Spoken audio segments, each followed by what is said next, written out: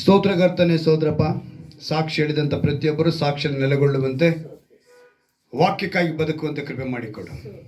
ನಿನ್ನ ದಾಸನ ಮರೆಸಿ ನಮ್ಮೊಂದಿಗೆ ವಾಗ್ದಾನದಿಂದ ಬಲಪಡಿಸು. ಯೇಸುವಿನ ನಾಮದಲ್ಲಿ ಪ್ರಾರ್ಥಿಸ್ತೇನೆ, ಆಮೆನ್. Hallelujah, hallelujah. ಮತ್ತೊಂದು ಆವೃತ್ತಿ ನಿಮ್ಮೆಲ್ಲರೂ ಕರ್ತನಾದ ಯೇಸು ಕ್ರಿಸ್ತನ ನಾಮದಲ್ಲಿ ನಾನು ಆರಿಸಿ ಶುಭವನ್ನು ಕೋರ್ತೇನೆ. ದೇವರು 2026ನೇ ವರ್ಷದಲ್ಲಿ 2ನೇ ತಿಂಗಳನ್ನು ನಾವು ಕಾಣುವಂತೆ ಕೃಪೆ ಮಾಡಿದ್ದಾರೆ. ನಾವೆಲ್ಲ ಸಂತೋಷವಾಗಿ ಕಾಣಲ್ಪಡ್ಬೇಕು. ಹಲ್ಲೆಲೂಯಾ. ಒಂದು ತಿಂಗಳು ಕಳೆದೋಯ್ತು ಅಲ್ವಾ? ನಾವು ನೆನೆಸ್ಕೊಳಕ್ಕಾಗ್ತಾ ಇಲ್ಲ. ಎಷ್ಟು ದಿವಸ ಕಳೆದಿದ್ದೀವಿ? ಎಷ್ಟು ದಿವಸ? 31 ದಿವಸ ಕಳೆದುಬಿಟ್ಟಿದ್ದೀವಿ. 3 ದಿವಸ ಇದ್ದಂಗಿದೆ ಅಲ್ವಾ? ನ್ಯೂ ಇಯರ್ ಬಂದು 3 ದಿವಸ ಇದ್ದಂಗಿರೋಂಥ ಒಂದು ತಿಂಗಳು ಅಂದರೆ 2025ಗಿಂತ 2026 ಇನ್ನೂ ವೇಗವಾಗಿ ಹೋಗುತ್ತೆ. ಗಡಿಯಾರಗಳು ವೇಗವಾಗಿ ಚಲಿಸ್ತಾ ಇದೆ ಅಂತೇಳಿ ಇವತ್ತು ವಿಜ್ಞಾನಿಗಳು ಕಂಡುಹಿಡಿತಾ ಇದ್ದಾರೆ. ನಾವು ಮೊದಲನೇದಾಗಿ ನಮಗೆ ಕಂಡುಹಿಡಿದಂಥ 24 ಗಂಟೆ ಗಡಿಯಾರನ ಇಟ್ಕೊಂಡು ಇವತ್ತಿನ ಒಂದು ಗಡಿಯಾರನ ಇಟ್ಕೊಂಡು ನೋಡಿದ್ರೆ ವ್ಯತ್ಯಾಸಗಳು ಕಂಡು ಬರ್ತಾ ಇದೆಯಂತೆ. ಯಾವುದರಲ್ಲಿ? ಗಡಿಯಾರದಲ್ಲೇ ವೇಗದ ಆ ರಭಸ ಅತಿ ಹೆಚ್ಚಾಗಿ ಹೋಗ್ತಾ ಇದೆ. ಸೊ ನಾವೆಲ್ಲ ದೇವರ ರಾಜ್ಯಕ್ಕೆ ಸೇರುವಂಥವರಾಗಿರಬೇಕು. ಇವತ್ತು ಕೂಡ ದೇವರೊಂದು ಒಳ್ಳೆ ವಾಗ್ದಾನವನ್ನು ನಮ್ಗೆ ಕೊಟ್ಟಿದ್ದಾರೆ. ಪ್ರವಾದಿ ಯೆಶಾಯನ ಗ್ರಂಥದಿಂದ 49ನೇ ಅಧ್ಯಾಯದಲ್ಲಿ 16ನೇ ವಾಕ್ಯವನ್ನು ನಾವು ಗಮನಿಸುವಾಗ ಅನೇಕ ಸಲ ನಮ್ಮನ್ನು ಇದನ್ನು ನೆನಪಿಸುವಂಥ ಒಂದು ವಾಗ್ದಾನ. ಆ ವಾಗ್ದಾನವನ್ನು ನಾವು ಇವತ್ತು ನಮಗೆ ದೇವರು ಸಭೆಗೆಂದ ಕೊಟ್ಟು ವಿಶ್ವಾಸಿಗಳಿಂದ ಕೊಟ್ಟಿದ್ದಾರೆ. ಈಗೋ ನನ್ನ ಅಂಗೈಗಳಲ್ಲಿ ನಿನ್ನನ್ನು ಚಿತ್ರಿಸಿದ್ದೇನೆ, ನಿನ್ನ ಪೌಳಿ ಗೋಡೆಗಳು ಸದಾ ನನ್ನ ಕಣ್ಣೆದುರಿನಲ್ಲಿ ಇವೆ. ಒಂದು ಅದ್ಭುತವಾದ ವಾಗ್ದಾನ. ಇವತ್ತು ವಾಕ್ಯದಲ್ಲಿ ಅನೇಕರು ನೆಲೆಗೊಂಡಿದ್ದಾರಾ ಇಲ್ವಾ ಅನ್ನೋದಕ್ಕೇ ಈ ವಾಕ್ಯವನ್ನು ದೇವರು ವಾಕ್ಯ ಕೊಟ್ಟಿದ್ದಾರೆ ನಮಗೆ. ಚೆನ್ನಾಗಿ ಗಮನಿಸಿ. ಒಂದು ಶಾಲೆ, ಆ ಶಾಲೆ ಬಂದು ಕ್ರಿಶ್ಚಿಯನ್ಸ್. ಆ ಕ್ರಿಶ್ಚಿಯನ್ ಸ್ಕೂಲ್ಗೆ ಒಂದು ಸಲ ಕರೆಸ್ಪಾಂಡೆನ್ಸ್ ಬರ್ತಾರೆ. ಯಾರು ಬರ್ತಾರೆ? ಕರೆಸ್ಪಾಂಡೆನ್ಸ್ ನಾವು ಗೊತ್ತಲ್ವ? ಅವ್ರು ಬಂದರು. ಅವ್ರು ಏನು ಅಂದ್ಕೊಂಡ್ರು ಅಂತ ಹೇಳಿದ್ರೆ, ಇದು ಕ್ರಿಶ್ಚಿಯನ್ ಸ್ಕೂಲ್ ಅಲ್ವಾ, ಸರಿ ನಾವು ಕೆಲವೊಂದು ವಿಷಯಗಳನ್ನ ತಿಳ್ಕೊಳ್ಳೋಣ ಅಂಥೇಳಿ ಎಲ್ಲ ಮಕ್ಕಳನ್ನು ಕರೆಸಿ ಒಂದು ಕಡೆ ಕೂಡಿಸಿ ಅಲ್ಲಿ ಟೀಚರ್ನ ಇಳಿಸಿ ಒಂದು ಮಗುನ ಕರೆದು, ಸರಿ ಕ್ರಿಶ್ಚಿಯನ್ಸ್ ಅಲ್ವಾ, ಒಂದು ವಿಷಯ ತಿಳ್ಕೊಳ್ಳೋಣ ಅಂಥೇಳಿ ಆ ಮಗು ಹತ್ರ, ಮಗು ಅಂದರೆ ತುಂಬ ಚಿಕ್ಕ ಮಗು ಅಲ್ಲ, ಒಂದು 10ನೇ ಕ್ಲಾಸ್ ಓದೋ ಮಗು ಹುಡುಗಿನ ಕರೆದು ಕೇಳಿದ್ರಂತೆ, ಎರಿಗೋ ಕೋಟೆನ ಬೀಳಿಸ್ತವ್ರು ಯಾರು ಅಂತ. ಏನಂತ ಕೇಳಿದ್ರು? ಎರಿಗೋ ಕೋಟೆನ ಅಂತ ಕೇಳಿದ್ರು. ಆ ಹುಡುಗಿ ಒಂದೇ ಸಮ ಗೊಳೋ ಅಂತ ಅಳ್ತಾ ಇದ್ದಾಳೆ. ಏನಂತ? ಒಂದೇ ಸಮ ಗೊಳೋ ಅಂತ ಅಳ್ತಾ. ಯಾಕಮ್ಮ, ಏನಾಯ್ತು? ಏನಾದ್ರು ಮೈಸೂರು ಇಲ್ವಾ? ಏನಾದ್ರು ಸುಂದರೇನಾ? ಏನು? ಸತ್ಯವಾಗಲಿಲ್ಲ ಸರ್, ನಾನಂತೂ ಹೊಡೆದಾಕಿಲ್ಲ. ಇವರು ಆಶ್ಚರ್ಯದಿಂದ ಹಂಗೆ ಇದ್ರು. ಏನಿದು ಈ ಥರ ಆಗೋಯ್ತೆ? ಸರಿ ಅಂಥೇಳಿ ಒಬ್ಬ ಹುಡುಗನ ಎಬ್ಬರಿಸಿ, ಏನಪ್ಪ ಎರಿಗೋ ಕೋಟೆನ ಬೀಳಿಸ್ದೆ, ಹೊಡೆದವ್ರು ಯಾರು ಅಂತ ಕೇಳಿದೆ. ಸರ್, ನಾನು ಆವಾಗವಾಗ ನಮ್ಮ ಫ್ರೆಂಡ್ಸ್ ಜೊತೆ ಹೊಡೆದಾಡ್ಕೊಳ್ತೀನಿ, ಆದರೆ ಗೋಡೆ ಹೊಡೆಯೋಷ್ಟು ಶಕ್ತಿ ನನಗಿಲ್ಲ ಅಂದಂತೆ. ಏನಂತ ಹೇಳಿದಂತ ಅವನು? ನಾನು ನನ್ನ ಫ್ರೆಂಡ್ಸ್ ಜೊತೆ ಹೊಡೆದಾಡ್ಕೊಳ್ತೀನಿ, ಆದರೆ ನನಗೆ ಎರಿಗೋ ಕೋಟೆ. ಇವರಿಗೆ ಕರೆಸ್ಪಾಂಡೆನ್ಸ್ಗೆ ಇದ್ದಿದ್ದು ತಲೆ ಕೆಟ್ಟೋಯ್ತು. ಸರಿ, ಸ್ವಲ್ಪ ಹೊತ್ತು ಆದಮೇಲೆ ಏನು ಮಾಡಿದ್ರು, ಹಿಂಗೇ ತಿರುಗಿ ಟೀಚರ್ ಕಡೆ ನೋಡಿದ್ರು. ಸರ್, ಏನು ನೀವು ನನ್ನ ಕಡೆ ನೋಡ್ತಿದ್ದೀರಾ? ನಾನು ಕೂಡ ಹೋಗಿಲ್ಲ. ಯಾರು? ಇವರಿಗೆ ಅರ್ಥ ಆಯಿತು. ಅಲ್ಲಿಗೆ ಕ್ರಿಶ್ಚಿಯನ್ ಸ್ಕೂಲ್ ಆಗಿದ್ದು ಕೂಡ ಬೈಬಲ್ ನಾಲೆಜ್ ಇವರಿಗೆ ಬಂದಿಲ್ಲ. ಈಗ ಈ ರೀತಿ ಹೇಳ್ತಾ ಇರ್ಬೇಕಾದ್ರೆ ನಮ್ಮ ಟೀಚರ್ಸ್ಗಳಲ್ಲಿ, ಸಾಮಾನ್ಯವಾಗಿ ಟೀಚರ್ಸ್ ಅಂತಲ್ಲ, ಈ ಅಧಿಕ ಪ್ರಸಂಗ ಮಾಡುವಂಥ ಕೆಲವರು ಇರ್ತಾರೆ. ಅವರಿಗೆ ವಿಷಯ ಗೊತ್ತಿದೆಯೋ ಗೊತ್ತಿಲ್ವೋ, ಆದರೆ ಮೂಗು ತುರುಗಿಸ್ತಾರೆ. ಆ ರೀತಿ ಒಂದು ಟೀಚರ್ ಇದ್ಕೊಂಡು, ಸರ್ ನೀವೇನು ಭಯ ಪಡಬೇಡಿ, ಏನೋ ಏಯ್ ಮಕ್ಕಳ ನೋಡು, ಸಾರ್ ಬಂದು ಹೇಳ್ತಿದ್ದಾರೆ ಯಾರಿಗೋ ಗೋಡೆ ಹೊಡೆದಿದ್ದಾರೆ ಅಂತೆ, ಸೊ ನಾಳೆಯಿಂದ ಎಲ್ಲ 10 ರೂಪಾಯಿ ತೊಗೊಂಬನ್ನಿ, ನಾವು ಕಲೆಕ್ಷನ್ ಮಾಡಿ ಗೋಡೆ ಕಟ್ಬಿಡೋಣ ಅಂತಂತೆ.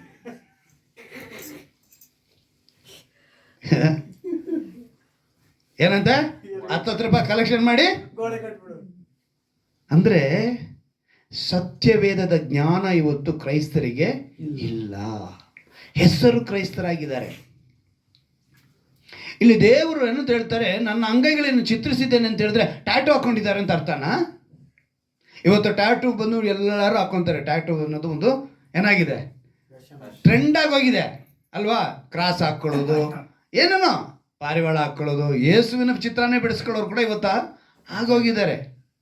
ಆಯ್ತಾ? ಹಳೆ ಒಡಂಬಡಿಕೆ ಪ್ರಕಾರ ಟ್ಯಾಟೂ ಹಾಕ್ಕೊಳ್ಳೋಂಗೆ ಇಲ್ಲ, ಹೊಸ ಒಡಂಬಡಿಕೆ ಮೇಲೆ ಅದ್ರ ಬಗ್ಗೆ ಹೇಳಲೇ ಇಲ್ಲ. ಸೊ ಈಗ ನಮ್ಮ ಕೈ ಮೇಲೆ ಅಂತಲ್ಲ, ಯಾವುದ್ರ ಮೇಲೆ ಕೂಡ ನಾವೇನು ಮಾಡೋಂಗಿಲ್ಲ, ಟ್ಯಾಟೂ ಹಾಕ್ಸಂಗಿಲ್ಲ. ಆದರೆ ಹಾಕ್ಕೊಂಡಿರೋರು ಕೆತ್ತಿ ಅದನ್ನೆಲ್ಲ ಹಾಳು ಮಾಡೋಕ್ಕಾಗಲ್ಲ.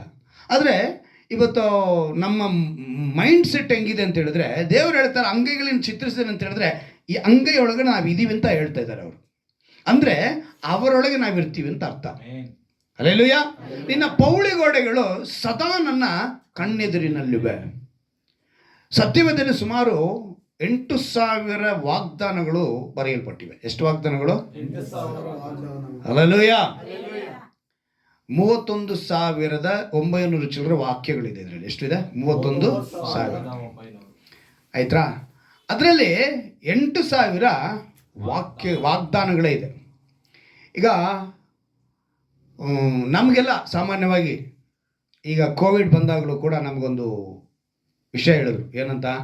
ಇಮ್ಯುನಿಟಿ ಪವರ್ ನಮಗೆ ಇರಬೇಕು. ಅದು ಇದ್ರೆ ಅಂದರೆ ರೋಗ ನಿರೋಧಕ ಶಕ್ತಿ ಅದು ಬರಬೇಕು ಅಂದರೆ ನಮ್ಮ ಶರೀರದಲ್ಲಿ ವಿಟಮಿನ್ಸ್ ಇರಬೇಕು. ಏನಿರಬೇಕು? ವಿಟಮಿನ್ಸ್ಗಳು ಇರಬೇಕು. ಅದರಲ್ಲಿ ಎ ಆಗ್ಬೋದು, ಸಿ ಆಗ್ಬೋದು, ಡಿ ಆಗ್ಬೋದು, ಐರನ್ ಆಗ್ಬೋದು, ಎಂಥದೋ ವಿಟಮಿನ್ಸ್ಗಳು ಬಹಳ ಇದೆ ಅಲ್ವಾ? ಸೂರ್ಯನ ಬೆಳಕಿನಲ್ಲಿ ನಿಂತ್ಕೊಳ್ಳೋದು ಕೂಡ ವಿಟಮಿನ್. ಏನದು ಅಲ್ವಾ? ಅವಾಗ ನಮಗೆ ಪ್ರತಿಯೊಂದೂ ಕೂಡ ದೇವರು ತನ್ನ ಸೃಷ್ಟಿಯಲ್ಲಿ ಭೂಮಿಯಿಂದ ಸಿಗುವಂಥ ಎಲ್ಲವೂ ಕೂಡ ವಿಟಮಿನ್ಗಳಾಗಿ ನಮ್ಗೆ ಕೊಟ್ಟಿದ್ದಾರೆ. ಆದರೆ ನಾವು ಇವತ್ತು ಅದನ್ನು ವಿಚಿತ್ರವಾಗಿ ಅಡುಗೆ ಮಾಡಿ ತಿಂದು ಕೆಡಿಸ್ಕೊತಾ ಇದ್ದೀವಿ. ನಮ್ಮ ಅಡುಗೆ ಸ್ಟೈಲ್ಗಳಿಗೆ ಸೀದೋಗಿರೋ ತಿನ್ನುವಂಥ ಸ್ಟೈಲ್ಗಳು. ಸ್ಮೋಕಿ ಡೋಕಿ, ಏನು ಹೆಸರು? ಸ್ಮೋಕಿ ಡೋಕಿ ಅಂತೆ. ಅದಕ್ಕೆ ಏನು, ಅದು ಕಪ್ಪು ಕಲರೇ ಇರುತ್ತೆ ಅಂಗಡಿ. ಅವನು ಕಪ್ಪು ಡ್ರೆಸ್ ಹಾಕೊಂಡಿರ್ತಾನೆ, ಆಚೆ ಕಪ್ಪು ಟೇಬಲ್ ಇರುತ್ತೆ, ಎಲ್ಲ ಕಪ್ಪು ಕಪ್ಪು ಇರುತ್ತೆ. ಯಾಕಂದರೆ ಇವತ್ತು ಕಪ್ಪು ಅನ್ನೋದು ಬಹಳ ಫೇಮಸ್ ಆಗೋಗಿದೆ. ಅದಕ್ಕೆ ಅಂದ್ಬಿಟ್ಟು ಕಪ್ಪು ಹಾಕಿರೋರೆಲ್ಲ ಬೇಸರ ಮಾಡ್ಕೋಬೇಡಿ, ನಮ್ಮ ಮನುಷ್ಯನೇ ಕಪ್ಪಿಗೆ ಇರೋದು. ಆಯಿತಾ? ನಾನು ಯಾರು ಕಪ್ಪಿಗಿರೋದನ್ನೆಲ್ಲ ಏನು ಹೇಳಿ ತೋರಿಸ್ತಿಲ್ಲ. ನಾನು ಹೇಳಿದ್ರೆ ಕಪ್ಪು ಅನ್ನೋದು ಕತ್ತಲಿಗೆ ಗುರುತಾಗಿದೆ. ಅದೇ ರೀತಿಯಲ್ಲಿ ಮನುಷ್ಯನ ಶರೀರದಲ್ಲಿ ಕಪ್ಪು ಅನ್ನೋದು ಪ್ರಾಮುಖ್ಯತೆ ವಹಿಸಿದೆ. ನಮ್ಮ ಕಣ್ಣು ಗುಡ್ಡೆ ಒಳಗಿರೋದು ಕೂಡ ಕಪ್ಪು ಅಲ್ವಾ? ಸೊ ನಾನು ಹೇಳ್ತಾ ಇರೋ ವಿಷಯ ಏನು ಅಂದರೆ, ಇವತ್ತು ಆ ಕಪ್ಪು ಅನ್ನೋದನ್ನು ಆ ರೀತಿಯಾಗಿ ತೋರಿಸ್ತಾನೆ. ಇವತ್ತು ಆಹಾರ ವಿಷಯಗಳಲ್ಲಿ, ಎಲ್ಲ ವಿಷಯಗಳಲ್ಲೂ ನಾವೇನಾಗಿದ್ದೀವಿ, ಮುಂದೆ ಹೋಗ್ಬಿಟ್ಟಿದ್ದೀವಿ. ಇಲ್ಲಿ ವಾಗ್ದಾನಗಳು 8,000 ವಾಗ್ದಾನಗಳು ಕೊಡಲ್ಪಟ್ಟಿರೋದು ಏನಕ್ಕೆ ಅಂತ ಹೇಳಿದ್ರೆ, ಸತ್ಯವಾದ ಪೂರ್ತಿ ಆಶೀರ್ವಾದವೇ. ಆದರೆ ನಾವು ತಿನ್ನುವಂಥ ಆಹಾರ ಹೆಂಗೆ ನಮಗೆ ಆಶೀರ್ವಾದವಾಗಿದೆಯೋ ಹಾಗೆ ಸತ್ಯವಾದ ಎಲ್ಲವೂ ನಮ್ಮ ಕೂಡ ಆತ್ಮಿಕ ಆಹಾರವಾಗೇ ಇದೆ. ಅದರಲ್ಲಿ ವಿಟಮಿನ್ ಇದ್ದಂಗೆ ವಾಗ್ದಾನಗಳು. ಹಲ್ಲೆಲೂಯ. ಸ್ಪೆಷಲ್ಲಾಗಿ ಹೇಳ್ತೀವಲ್ಲ, ಇದು ವಿಟಮಿನ್. ಯಾಕೆ ಅದನ್ನು ಸಪ್ರೇಟಾಗಿ ಹೇಳ್ತೀವಿ? ಅದು ಆಹಾರನೇ ಹೆಚ್ಚಾಗಿ, ಅದರಲ್ಲಿ ಏನೋ ಒಂದು ಹೆಚ್ಚಿನ ಶಕ್ತಿ ಇದೆ. ಹಾಗೆ ಪ್ರತಿಯೊಂದು ವಾಗ್ದಾನ, ಅದಕ್ಕೆ ದೇವರ ವಾಗ್ದಾನಗಳೆಲ್ಲ ಅಂದರೆ ಎಲ್ಲವೂ ಕೂಡ ಯಾರಿಂದ ನೆರವೇರುತ್ತೆ ಅಂತ ಹೇಳಿದ್ರೆ, 2 ಕೊರಿಂಥದವರಿಗೆ ಬರೆದ ಪತ್ರಿಕೆ, ಪೌಲನು 2 ಕೊರಿಂಥದವರು ಬರೆಯುವಾಗ ಈ ಮಾತನ್ನು ನಮ್ಗೆ ಹೇಳಿ ತೋರಿಸ್ತಾನೆ. 2 ಕೊರಿಂಥದವರಿಗೆ ಬರೆದ ಪತ್ರಿಕೆ 1ನೇ ಅಧ್ಯಾಯದಲ್ಲೇ 20ನೇ ವಾಕ್ಯವನ್ನು ನಾವು ಗಮನಿಸುವಾಗ, ನಿಶ್ಚಯವಾಗಿ ದೇವರ ವಾಗ್ದಾನಗಳು ಎಷ್ಟಿದ್ದರೂ ಕ್ರಿಸ್ತನಲ್ಲೇ ದೃಢವಾಗುತ್ತದೆ. ಯಾರಲ್ಲಿ ದೃಢವಾಗುತ್ತಂತೆ? ಕ್ರಿಸ್ತನಲ್ಲೇ ದೃಢವಾಗುತ್ತದೆ ಅಂತ ಮಾತಿನ ಅರ್ಥ ಏನು ಅಂತ ಹೇಳಿ ನೋಡುವಾಗ, ಅವರೇ ಅದನ್ನು ನೆರವೇರಿಸ್ತಾರೆ ಅಂತ. ಹಲ್ಲೆಲೂಯಾ. ಸೊ ಎಲ್ಲ ವಾಗ್ದಾನಗಳು ಎಲ್ಲಿಂದ ಯಾರಿಂದ ನೆರವೇರುತ್ತೆ ಅಂತ ಹೇಳಿದ್ರೆ, ಕೊಟ್ಟಿರುವಂಥ ಎಲ್ಲ ವಾಗ್ದಾನಗಳು ಕೂಡ ಕ್ರಿಸ್ತನ ಮೂಲಕನೇ ನಮಗೆ ನೆರವೇರಬೇಕು. ಹಲ್ಲೆಲೂಯಾ. ವಿಟಮಿನ್ಸ್ ಎಷ್ಟೇ ಇದ್ರೂ ಕೂಡ ಆತ್ಮಿಕ ಆಹಾರವಾಗಿರುವಂಥ ಈ ವಿಟಮಿನ್, ಈ ಆತ್ಮಿಕ ಆಹಾರ, ಕೆಲವರು ಹೇಳ್ತಾರೆ ನಾನು ಹುಟ್ಟಿದಾಗಿಂದ ಕ್ರಿಶ್ಚಿಯನ್ನೇ. ಏನಂತ ಹೇಳ್ತಾರೆ? ನಾವು ಹುಟ್ಟಿದಾಗಿಂದ. ಇವಾಗ ನಾವು ಹೇಳಬೇಕು ಅಂದರೆ, ನಾನು ಹೇಳಬೇಕು, ನನ್ನ ಮಕ್ಕಳು ಹೇಳಬೇಕು ಅಂದರೆ, ನಾವು ಬಾರ್ನ್ ಕ್ರಿಶ್ಚಿಯನ್ ಅಂತ ಹೇಳ್ತೀವಿ ಅಲ್ವಾ? ನಮ್ಮ ಹಿಂದಿನ ತಲೆಮಾರುಗಳೆಲ್ಲ ಕ್ರೈಸ್ತರಾಗಿರುವಂಥ. ಈಗ ನಿಮ್ಮಲ್ಲಿ ಕೇಳಿದ್ರೆ ನೀವೇನು ಹೇಳ್ತೀರಾ? ಆತ್ಮಿಕವಾಗಿ ನೀವು ಈಗ ಮಾನಸಾಂತರ ಹೊಂದಿದ ಕ್ರೈಸ್ತರು. ಈಗ ನಾವು ರಕ್ಷಣೆ ಹೊಂದಿರೋರು ಅಂತೇಳಿ ಹೇಳ್ಕೊಳ್ತೀವಿ. ನಾವು ಹುಟ್ಟು ಕ್ರೈಸ್ತರಾದರೂ ಮಾನಸಾಂತರ ಹೊಂದಿದ್ರು ನಮಗಿಬ್ಬರಿಗೂ ಒಂದೇ ಅನುಭವ ಬರಬೇಕು, ರಕ್ಷಣೆಯ ಅನುಭವ. ಅದನ್ನೇ ಕೀರ್ತನೆಗಾರನ ಹೇಳ್ತಾನೆ. ಏನಂತ ಹೇಳ್ತಾನೆ? ನನ್ನ ರಕ್ಷಣಾ ಪಾತ್ರನ ತೆಗೆದುಕೊಂಡು ನಿನ್ನ ನಾಮವನ್ನು ಪ್ರಖ್ಯಾತಿಪಡಿಸುವೆನು. ಹಲ್ಲೆಲೂಯಾ. ಸೊ ನಾವೇನು ಮಾಡಬೇಕು? ದೇವರ ನಾಮವನ್ನು ಪ್ರಖ್ಯಾತಿಪಡಿಸಬೇಕು ಅಂದರೆ ಆ ರಕ್ಷಣೆ ಹೊಂದಿರಬೇಕು. ಇವತ್ತು ಅನೇಕರ ಪ್ರಶ್ನೆ, ಹುಟ್ಟಿದಾಗಿಂದ ಕ್ರೈಸ್ತನೇ, ರಕ್ಷಣೆ ಹೊಂದಿ 10 ವರ್ಷ 15 ವರ್ಷ ಆಯಿತು, ನನ್ನ ಸ್ಥಿತಿ ಹಂಗೇ ಇದೆ, ಬದಲಾಗಲಿಲ್ಲ. ಏನೋ ನಾನು ಅನೇಕರಿಗೆ ಹೇಳಿದ್ದೀನಿ, ಅವ್ರಿಗೆಲ್ಲ ಸ್ವಸ್ಥತೆ ಆಗೈತೆ, ಬಿಡುಗಡೆ ಆಗೈತೆ, ನನಗೆ ಮಾತ್ರ ಇದು ಯಾವುದು ಹೋಗಲಿಲ್ಲ, ಯಾಕೆ ಅಂತ ಪ್ರಶ್ನೆ. ಇಲ್ಲಿ ಗಮನಿಸ್ಬೇಕು ನಾವು. ಇವತ್ತು ಈ ಪ್ರಶ್ನೆ ಕೇಳುವವರು ಅನೇಕರು ಇದ್ದಾರೆ ಅಂತಲೇ ದೇವರು ಈ ಮಾತನ್ನು ಹೇಳ್ತಾರೆ. ಏನಂತ ಹೇಳ್ತಾರೆ ಅಂದರೆ, ಈ ಪ್ರವಾದಿ ಹೇಳಿದ ಯೆಶಾಯನ ಗ್ರಂಥನ ತೆಗೆದುಕೊಳ್ಳಿ, 49ನೇ ಅಧ್ಯಾಯ. ಅಂಥ ಜನರು ಇದ್ದಾರೆ ಅಂತಲೇ ದೇವರು ನೆನೆಸ್ಕೊಂಡು ಈ ಮಾತನ್ನು ಬರೆಸಿರೋದು. 49ನೇ ಅಧ್ಯಾಯ ತೆಗೆದುಕೊಳ್ಳಿ, ಮೊದಲನೇ ವಾಕ್ಯ ಓದಿ. ದ್ವೀಪ ನಿವಾಸಿಗಳೇ, 49ರಲ್ಲಿ ಇಲ್ಲ 14ನೇ ವಾಕ್ಯ ಓದಿ. ಚಿಯೋನ್ ನಗರಿಯಾದರೋ ಯೆಹೋವನು ನನ್ನನ್ನು ಕೈ ಬಿಟ್ಟಿದ್ದಾನೆ, ಕರ್ತನು ನನ್ನನ್ನು ಮರೆತಿದ್ದಾನಲ್ಲ ಅಂದುಕೊಂಡಳು. ಅಂದರೆ ಅದು ಅನೇಕರು ಏನು ಅಂದ್ಕೊಂಡಿದ್ದಾರೆ ಗೊತ್ತಾ? ನಾನು ಎಷ್ಟು ವರ್ಷದಾಗ ದೇವರ ರಕ್ಷಣೆ ಒಂದು ಬಂದಿದ್ದಾಯಿತು, 15 ವರ್ಷ ಆಯಿತು, 10 ವರ್ಷ ಆಯಿತು, ನಾನು ಅನೇಕರಿಗೆ ಹೇಳಿದ್ದೀನಿ ದೇವರ ಬಗ್ಗೆ, ಆದರೆ ನನಗೆ ಯಾಕೆ ಇದು ಬಿಡುಗಡೆ ಇಲ್ಲ, ನಾನು ಯಾಕೆ ಹಿಂಗೆ ಇದ್ದೀನಿ, ನನಗೆ ಯಾಕೆ ಬದಲಾವಣೆನೇ ಆಗ್ತಾ ಇಲ್ಲ ಅಂತ ಈ ಚಿಯೋ ನಗರಿ ಹೇಳ್ದಂತೆ ಇವತ್ತು ಅನೇಕರು ಹೇಳ್ತಿದ್ದಾರಂತೆ. ಅವರಿಗೆ ದೇವರು ಹೇಳೋಂಥ ಮಾತು, ಈಗೋ ನನ್ನ ಅಂಗೈಯಲ್ಲಿ ನಿನ್ನ ಚಿತ್ರಿಸಿದ್ದೇನೆ. ಈ ವಾಕ್ಯ ಕೇಳಿದ ಮೇಲೆ ಕೂಡ ದೇವ್ರು ನನ್ನ ಮರ್ತಿದ್ದಾನೆ ಅಂತ ನೀವು ಹೇಳಿದ್ರೆ ಅಲ್ಲಿಗೆ ನೀವು ದೇವರೊಳಗಿಲ್ಲ ಅಂತ ಅರ್ಥ. ಅವ್ರು ಹೇಳ್ತಾರೆ, ನಿನ್ನ ಪೌಳಿ ಗೋಡೆಗಳು ನನ್ನ ಬರೀ ಹಂಗೆ ಹೇಳಿದ್ರ, ನನ್ನ ಕಣ್ಣೆದುರಿನಿಲ್ದ ಏನಂತ ಹೇಳ್ತಾರೆ? ಸದಾ. ಸದಾ ಅಂದ್ರೆ ಏನು? 1 ನಿಮಿಷ ಕೂಡ ಮರೆ ಆಗಕ್ಕೆ ಸಾಧ್ಯ ಇಲ್ಲ. ಹಲ್ಲೆಲೂಯಾ. ನಾವಿಲ್ಲಿ ಒಬ್ರಿಗೊಬ್ರು, ಇವತ್ತು ನಾನು ಹೇಳ್ತೀನಿ, ಇವತ್ತು ವಾಕ್ಯ ಕೊಡ್ತೀನಿ, ಇನ್ನು ಹೋದ್ರೆ ನಾನು ಮರೆ ಆಗ್ತೀನಿ. ಇಲ್ಲಿ ನಮ್ಮಲ್ಲಿರುವಂಥ ಒಂದೊಂದು ಬಂಧಗಳು, ಸಂಬಂಧಗಳು ಏನಾಗುತ್ತೆ? ಆಗಾಗ ಮರೆಯಾಗುವಂಥ ಸಂಬಂಧಗಳು. ಆದರೆ ದೇವರು ಹೇಳ್ತಾರೆ, ಸದಾ ಕಣ್ಣೆದುರಲ್ಲಿ ಇವೆ ಅಂದರೆ ನಾವು ಅವ್ರ ಕಣ್ಣೆದುರಿನಲ್ಲಿ ಇದ್ದೀವಿ ಅಂತ ಅರ್ಥ. ಆದರೆ ನಾವೇನು ಮಾಡ್ತಾ ಇದ್ದೀವಿ? ನನ್ನನ್ನು ದೇವರು ಮರೆತು ಬಿಟ್ಟಿದ್ದಾನೆ, ಎಲ್ಲೋ ದೇವರು ಮರೆತು ಬಿಟ್ಟಿದ್ದಾನೆ, ನನಗೆ ಯಾಕೆ ಇದು ಬಿಡುಗಡೆ ಆಗ್ತಿಲ್ಲ, ನನಗೆ ಯಾಕೆ ಇದು ಪರಿಹಾರ ಸಿಗ್ತಾ ಇಲ್ಲ, ನನಗೆ ಯಾಕೆ ಆಶೀರ್ವಾದ ಬರ್ತಿಲ್ಲ, ನನಗೆ ಯಾಕೆ ಕೆಲಸ ಸಿಗ್ತಾ ಇಲ್ಲ, ನನಗೆ ಯಾಕೆ ಕಾರ್ಯಗಳು ನೆರವೇರ್ತಾ ಇಲ್ಲ ಅಂತ ಗೊಣಗೂರಾಗಿ ಕಾಣಲ್ಪಡ್ತೀವಿ. ಇವತ್ತು ಎಚ್ಚರಿಕೆ ಪಡಿಸಿ ದೇವರು ಹೇಳ್ತಾರೆ, ನಾನು ನಿನ್ನ ಮರೆತಿಲ್ಲ, ನೀನು ಸದಾ ನನ್ನ ಕೈಯಲ್ಲೇ ಇದೆಯಾ, ನಿನ್ನ ಪೌಳಿ ಗೋಡೆಗಳು ಸದಾ ನನ್ನ ಕಣ್ಣ ಮುಂದೆ ಇದೆ. ಈಗ ಯಾಕೋಬನ ಬರೆದ ಪತ್ರಿಕೆಯಲ್ಲಿ ಒಂದು ಮುಖ್ಯವಾದ ವಿಷಯಗಳನ್ನು ಅಲ್ಲಿ ಹೇಳ್ಬಿಡಲಿದೆ. ಯಾಕೋಬನ ಬರೆದ ಪತ್ರಿಕೆ 5ನೇ ಅಧ್ಯಾಯ ತೆಗೆದುಕೊಳ್ಳೋಣ.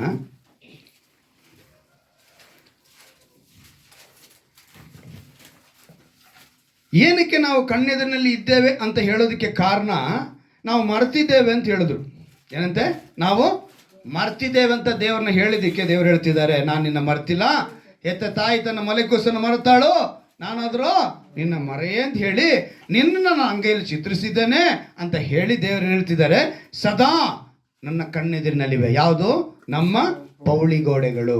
ಆಗ ಪೌಳಿ ಗೋಡೆಗಳು ದೇವರ ಮುಂದೆ ಇರುವಾಗ, ಕಣ್ಣೆದುರಿನಲ್ಲಿರುವಾಗ, ಕೆಲವು ಸಮಯ ಕ್ರೈಸ್ತರಿಗೆ ಬರುವಂಥ ಬಾಧೆಗಳನ್ನು ನಾವು ಯಾವ ರೀತಿ ತೆಗೆದುಕೊಳ್ಳಬೇಕಂತೇಳಿ ಯಾಕೋಬನ ಪತ್ರಿಕೆಯಲ್ಲಿ 5ನೇ ಅಧ್ಯಾಯದಲ್ಲಿ 7ನೇ ವಾಕ್ಯದಿಂದ ಬರೆಯಲ್ಪಟ್ಟಿದೆ. ನಾನು ಒಂದೊಂದಾಗಿ ವಿವರಣೆ ಮಾಡ್ತೀನಿ, ಚೆನ್ನಾಗಿ ಗಮನ ಇಟ್ಟು ಕೇಳ್ಕೊಳ್ಳಿ.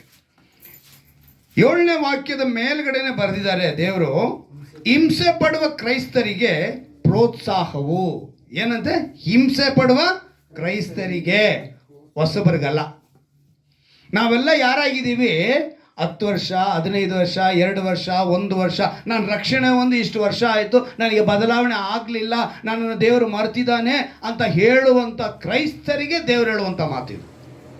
ಹೊಸಬರಿಗೆ ಹೇಳಲ್ಲ. ಇವತ್ತು ಯಾರೋ ಯೇಸುವನ್ನು ಹುಡುಕಿ ಬಂದರು, ಅವ್ರಿಗೆ ಹೇಳುವಂಥ ಮಾತಲ್ಲ ಇದು. ಇದು ಯಾರಿಗೆ ಹೇಳುವಂಥದ್ದು? ವಿಶ್ವಾಸಿಗಳು ಅಂತ ಕರೆಯಲ್ಪಡುವವರು, ದೇವರ ಬಗ್ಗೆ ತಿಳಿದವರಿಗೆ. ಯಾವಾಗ ನಾವು ನನ್ನ ದೇವ್ರನ್ನ ಮರೆತು ಬಿಟ್ಟಿದ್ದಾನೆ, 10 ವರ್ಷ ಆಯಿತು, ನನ್ನ ಕೈ ಬಿಟ್ಬಿಟ್ಟಿದ್ದಾನೆ ಅಂತ ಹೇಳ್ತಾರಲ್ಲ, ಅಂಥವ್ರಿಗೆ ಹೇಳ್ತಾ ಇರೋ ಮಾತು, ಸಹೋದರರೇ ಅಂತ ಬರೆಯಲ್ಪಟ್ಟಿದೆ. ಇದು ಸಹೋದರರಿಗಾಗ್ಬೋದು ಅಥವಾ ಸಹೋದರಿಯರಿಗೂ, ಇಬ್ಬರಿಗೂ ಹೇಳ್ತಾರೆ. ಕರ್ತನು ಪ್ರತ್ಯಕ್ಷನಾಗುವ ತನಕ ದೀರ್ಘ ಶಾಂತಿಯಿಂದಿರಿ. ಅಲ್ಲೇಲೂಯ. ನಮ್ಮ ದೇವರಿಗೆ ಇನ್ನೊಂದು ಹೆಸರಿದೆ, ದೀರ್ಘ ಶಾಂತಿ ಉಳ್ಳವನು. ಯಾರೂ ನಾಶವಾಗಬಾರ್ದು ಅಂತೇಳಿ ದೀರ್ಘ ಶಾಂತಿಯಿಂದ ಕುಂತ್ಕೊಂಡಿದ್ದಾರೆ. ನೀನು ನಾನು ಅಷ್ಟೊಂದು ಉತ್ತಮನಲ್ಲ, ನಾವು ಅಂಥ ದೊಡ್ಡ ವ್ಯಕ್ತಿಗಳು ಅಲ್ಲ, ನಾವು ಅಂಥ ಒಂದು ಘನಕಾರ್ಯ ಮಾಡಿದವರು ಅಲ್ಲ.